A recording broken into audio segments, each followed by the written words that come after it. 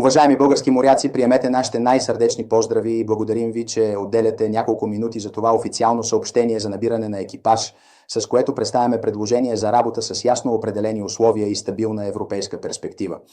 Откритата позиция е за матрос, известна в международната практика като Able Seaman, за служба на борда на кораб от тип РОРО с брутотонаж 30 и 2843 тона, който плава под италиански флаг, което означава да станете част от утвърдена европейска операция с стандарти за безопасност и труд, признати в целия морски сектор.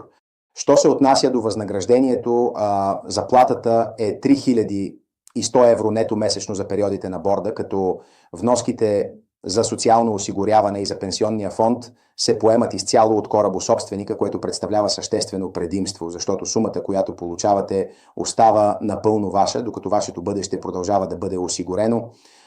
Работният режим предвижда 4 месеца на борда, следвани от месец и половина почивка на сушата, и следва да се уточни напълно прозрачно, че по време на периодите на почивка не се изплаща заплата, така че тази възможност е предназначена за моряци, които оценяват точно дефинираните договори без скрити условия. Търсим матроси с доказан опит, предпочитано на кораби от тип РОРО или на големи товарни кораби,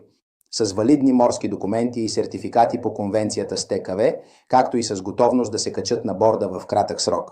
А ако сте опитен специалист по палубна част, ако търсите солиден нетен доход с социално осигуряване, поето от компанията, и ако режимът от 4 месеца на борда и месец и половина у дома съответства на вашия начин на живот, то това предложение е създадено именно за вас и моментът да действате е сега, тъй като кандидатурите ще бъдат разглеждани по реда на постъпването им.